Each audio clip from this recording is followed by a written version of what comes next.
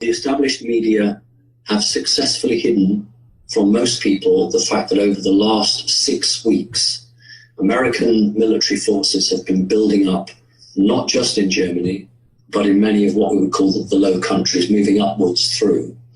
You asked where they are. The military armor, the American armor, has moved up to the border with Russia, but it is also in a number of German towns. So it is not a defensive posture, it is an aggressive posture. Now that's a key point. Over the last 3 weeks in Great Britain, the number of British and American transport aircraft, the amount of their journeys to and from Europe has been incredible, and they have been seen coming back empty.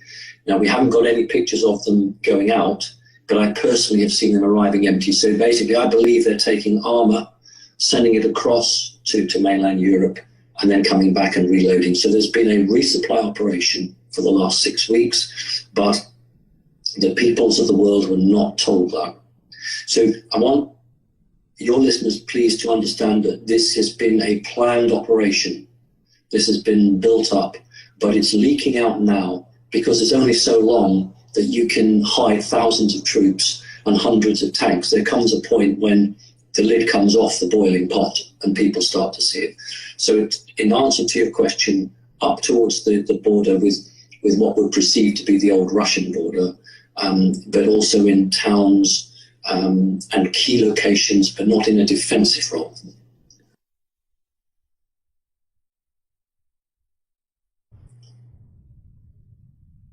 We need to understand that the 2 world wars have occurred in Germany.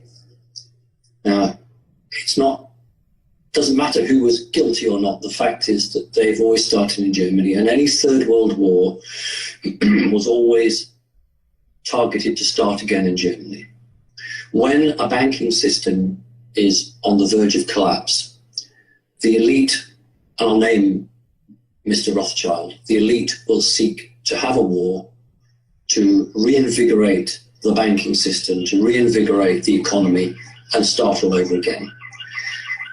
But we've got 2 aspects to this which we've not had before.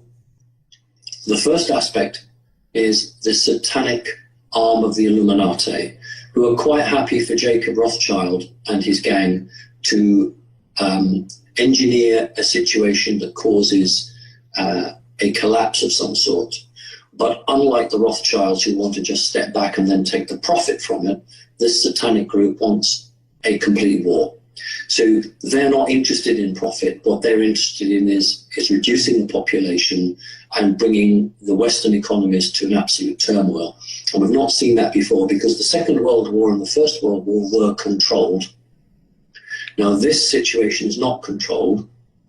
And one of the big players here is President Putin, the Russian president, who cannot be manipulated by some of these very bad people in the West. What was supposed to happen was that Russia was going to react to the American military buildup and give a reason for the United States to launch some form of preemptive strike. Mr. Putin has not done that. That's made it difficult. Now let's look at Angela Merkel. If I was the Chancellor of Germany, if I was Angela Merkel, and I really cared about my country, and somebody came to me and said, you're finished economically, so what we're going to do is we're going to destroy your country, but don't worry, it's for the greater good. I don't think I would be very happy either. And what Merkel did was basically send a message to the negative Illuminati saying, we're ready for the worst. And actually, they've just increased their warning. Their warning was 10 days worth of food and 10 days worth of water. Today, that's been increased to 14 days. So they're now looking at 2 weeks. For the last 2 years, I've always said you need 3 weeks worth of food and 3 weeks worth of water. So they're now talking two weeks. So what they did was they sent a message saying, okay, do your worst. We will bring in a form of conscription. We will increase our army. We will have our petrol, our gas, our food and water supplies at major dumps all over Germany, which they're doing now. We'll make our citizens self-sufficient, and we will fight. Now, that was not expected. What they thought was Angela Merkel would just roll over and do what they wanted. Now, that's good for Germany, but it's very bad for the United States of America and for my country, Great Britain. And if you give me the moment, I will explain why that's bad for us, but good for you. We then had other countries following it, as you quite rightly said. People know the country as Czechoslovakia, although really it's called the Czech Republic. They followed suit immediately and said, yes, you've got to put food and water away. But something that's not been reported, the president of Czechoslovakia had a private conversation with his prime minister, and the president of Czechoslovakia asked his prime minister, was it feasible to give every citizen a gun? I actually asked the prime minister, could we do that? Now, I haven't had an answer whether that, but that was definitely asked. That's how serious it is. Then we had the Finnish government in Finland, who shares a border with Russia, saying same thing, food and water supplies for 10 days. And then we had a general in the Norwegian army suggesting that all Norwegians should be armed. So we have a very big situation occurring in that area because they know that something is happening. What they think is going to happen is going to be a war. I don't believe there is. But I think that there could have been had we had anybody other than President Putin. What we have got is a huge crash coming, and I'm going to name the banks. Deutsche Bank will be the first to go. Then it's either going to be Citibank in the United States of America or Barclays Bank in Great Britain. But when those three banks go, there will be an economic collapse in the Western world, and there will be no food and water for a period of about 3 weeks. So I think that these major countries bordering Russia are not so concerned about a war. They're more concerned about a deliberate attempt to bring an economy down, and their countries being very weak to protect that. So that's the first thing. The other thing I want to say is for the last 6 weeks, there have been tanks moving through Romania. That's not been widely known, but American tanks have been landing and been put down in places where the media can't find them. They've made their way through Romania to these positions. Don't just think of one place the tanks are coming through. All right, well, let's quickly then move across. Why is this bad for my country and America? Because no matter what the media says, private polling in the United States of America shows Mr. Trump is with 60% of the vote. Privately, Mr. Trump is going to win the election. Now, you know that you have some very outdated machines that count your votes, deliberately so. It's possible to alter upwards of 1 million votes, but the majority, the majority that Mr. Trump would get is so great that those counting machines could not alter the election. He would still win. So there's a real chance that President Obama will seek to postpone your November election. And you can't do that unless you have a national emergency. When the two towers came down, nobody talked about martial law. They all talked about bombing another country. But if there is another tower or something that happens, the first thing they'll do now is martial law to hold off the presidential election. There are two power factions in America that are key at the moment. One is the politicians at Capitol Hill, who are working through the Clintons, Hillary Clinton, and the other is the part of the military, but only part of the economic industrial complex, who are supporting Donald Trump.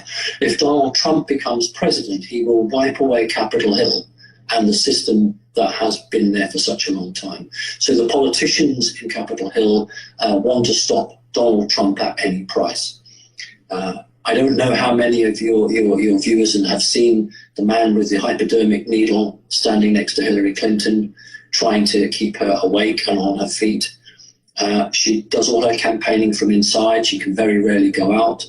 and some information which perhaps nobody else might have come forward with. Hillary Clinton has been offered a clone double, not a body double, a clone double. She has declined that because she knows that if she allows a clone in, they will terminate her body because they won't need her anymore. She's trapped. I feel very sorry for her, actually. She's fighting an election that she doesn't want. She's completely manipulated, and this could well be the last free election that you have in the States for quite a while. So that's my news. However, I want to finish it by saying this isn't the end of the world. This is not about cataclysm and we're all doomed. This is literally about a phase that we need to go through to come out the other end and be completely reborn. So we don't need fear. We don't need to be scared or concerned in that way. We do need to take precautions. We need to be safe. And we need to realize that the official media will not be telling us the truth. So I say again to everybody, form groups, keep in touch. If you've got a citizen band radio, use that, because they can't jam all of it, and try and keep in touch with everyone and be safe, and hold on to what you believe in. Just because someone says something on the news doesn't mean that's happening. So I don't want to end, Kerry, in its, with my hands waving in the air saying, the end of the world is nigh, because I don't believe that. And I just want that I don't want that message to be the energy message here. It's actually a positive message. You and I and many others know we have to go through some pain to come out the other end. It was absolutely, I believe, from what I've been told, a targeted energy attack in Italy to produce the earthquake, but it was also a testing to try to get the right type of quake. And I've been warning about the San Andreas fault, California, and I think that they used it also to see, can you produce a earthquake that doesn't trip everything, but just has a limited damage area. And it's very, very hard, I think, when you're playing around with Mother Nature and you're trying to do that. But I think that they were using it because I still think there's a chance they may attempt the San Andreas fault if they don't get their own way everywhere else. And it was 150 miles, I think, south of Rome in Italy. It was in a place that caused damage, but not excessive damage. So that's the first point I'd say. So I totally agree with you there. We cannot talk about this without mentioning the Kazakhstan Jews. As a Jewish person myself, I've always made a difference between being a Jew and being a Zionist. I've always made the difference. And I wish more commentators would actually understand the difference. There are a group of these people who are hell-bent, and I use the word deliberately, hell-bent on fulfilling their own prophecy. And these people have had great influence in 9/11, situations with Mars, the royal family in England, many, many things. These people are, wherever there's an issue, generally speaking, we would find this group, and there's no exception here. The history between Germany and the Jews is far more complicated than any regular historian would actually understand. One of my alerts, I referred to Angela Merkel as the Archduke. In the First World War, the Archduke was murdered, and it started the ball rolling. As soon as Angela Merkel refused to play ball with what these negative Americans wanted. And it's just a small group of people in America. Please don't think there are thousands of them. It's just a very small handful of very influential men. When she stood up to them, then her life was always on the line. Now, I think it was a botched attempt on a cavalcade. And I think that in a situation where somebody tries to kill a high-ranking politician, your own viewers and listeners know that the cameras aren't allowed to see anything. But we have seen pictures of a man in handcuffs. And that was deliberate, because I think what the German authorities were showing the people behind this man and those who would copy his actions, this is what happened. Normally you would have a blank camera, nothing would be shown, you just get a very terse couple of sentences what happened. But actually on German television, they showed the 4x4 and they showed this man with handcuffs on. Now, they did that as a sign, we got him, and if you try it again, we'll obviously take it further. So that was, again, power politics being played by the media. The media didn't understand they were being used, but that's happening. So it will always be Germany, because Germany geographically is the center of Europe. In terms of when we had the Cold War, we expected the Russian tanks to come through Germany. In the Winter War, which is the war between Finland and Russia, that was fought up on the cold front. And we have a whole situation along there, but Germany is pivotal. And also Germany is a very powerful economy. If you can destroy the German economy, you really knock Europe back. So there are many reasons why it would be Germany, but I think also the energy is part of these people's culture. These negative people, they've been successful twice in creating wars in Germany, so why wouldn't they go for third time lucky? What we call in England the game of musical chairs, where suddenly you're about to lose your country, then you get your country back, and if you're out of favour, then you're in favour. There have been a number of countries, including Canada, who have been edging back from the cliff, trying to disassociate themselves with the policies coming out of the United States of America. And I just want to say that this is not an attack on the American people. When I say United States of America, Kerry, I do not mean all the decent millions of people that live in the States. I'm talking about the few people who are making these horrendous judgments. But nevertheless, they are speaking for the American people, although the American people don't really know what these guys are telling other world leaders. But basically, you look at ISIS, you look at all these so-called terrorist groups that have been funded through the sale of oil, through Saudi Arabia, through other countries. If you're going to start a world war, the days of starting it off in one go won't work, because people are media savvy. People now are more prone to a gentle build-up. They'll accept it more. So by looking at countries that don't immediately affect the economy, such as Turkey, you can create the mindset in people's eyes that the world is a very unsafe place and wars can break out anywhere. And so therefore people will buy into the concept that it was going to happen anyway, that it was natural, and that the world was ready as a tinderbox to go up. So part of the policy is to create a conflagration, but to do it in a way that you take the population with you. It's a form of mind control. It's a form of a game. So yes, Turkey is chosen because Turkey is an incredibly important country. It's part Christian, part Muslim, and it's part of NATO, North Atlantic Treaty Organization. And you can divide the country in half. The half that is Christian and is Western, and the half that is Muslim and is not. And it's used as a buffer to keep out the ideas and the energies of the Eastern world, shall we say. That's why Turkey is so important to them. And if that buffer was to go, there are lots of secrets and lots of things that the people in the West don't know that would filter through. So it was a two-pronged approach. One was to slap the president and their parliament around the head. And secondly, it was to create an unstable situation that could actually cause more effect on Saudi Arabia, actually. And oil prices. So it's about oil still.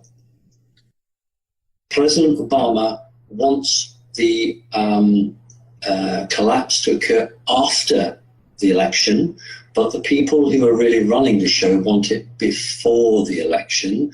And this is what is causing Obama a great panic and trying to find ways of stopping the election or holding it up.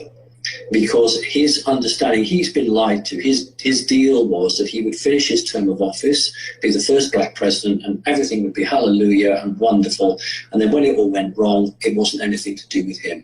Well, hey-ho, these people now are saying to him, we can't wait. And you're absolutely right, Kerry. The timeline, we're on the same timeline, but we're on a different portion of that timeline. They want to push it early. like many other people, and certainly personally for the last 2 years, I have said that October of this year was an absolute key date. I'm looking like wrong. It looks like it's earlier. I may be 4 weeks out, but I've always said October. It could be in September. It could still be right. It could be October. So Obama wants this after his presidency, but the people who are pulling the strings want it before his presidency. Now, the announcement about the water and the food is not to do with a war that will wipe out America. It is to do with the disruption of the supply system. Now, I do predict an attack in Britain, my country, and or the United States. This is a false flag attack. I don't see in Britain a disruptive bomb. I see it knocking out all of the financial sector. You're familiar with England very well, but perhaps many of your people are not. We call it the Golden Mile. We call it the City of London.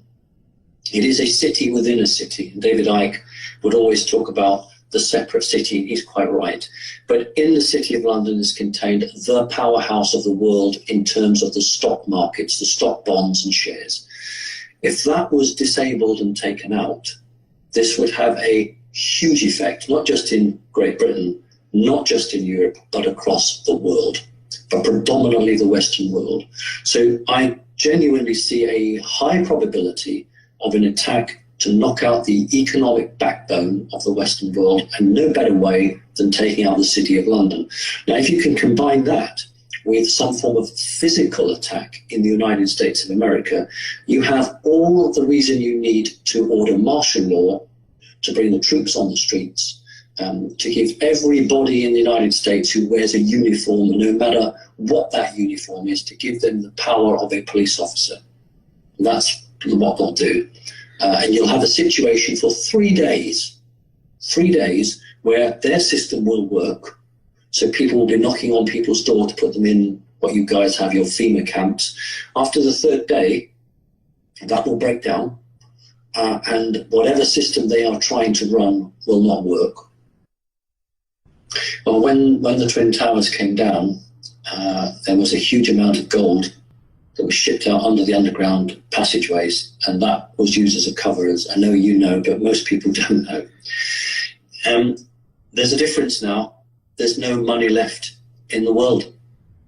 There's no real wealth left. It's been sucked out of just about everything. What's left isn't real anymore. And that which is left is either owned by China, George Soros, the Rothschilds, and 1 or 2 other few people.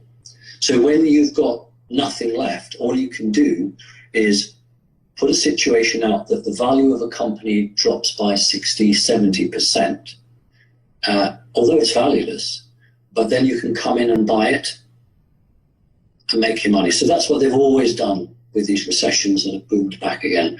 The difference is that they're not attacking themselves. What they're doing is they're saying that the system that we have created, we are in uncharted waters. We actually don't know now. We made this system. I'm talking to the Rothschilds. They made the system. But for the first time in their own history, they don't know what's around the corner. All they know is that they've sucked out so much wealth that there's very little left for them. And they are quite happy for it just to fall to pieces and then go in and buy it all out. But so there isn't any more secret moving. It isn't a cover to move gold to Mars or move gold to somewhere else. That's gone. All the United States has is a great quantity of silver. The great quantity of gold is in China. So it's not about a blind or a false cover. It's actually about wiping everything away and restarting up again, because there isn't anything worth saving from their perspective of an economy.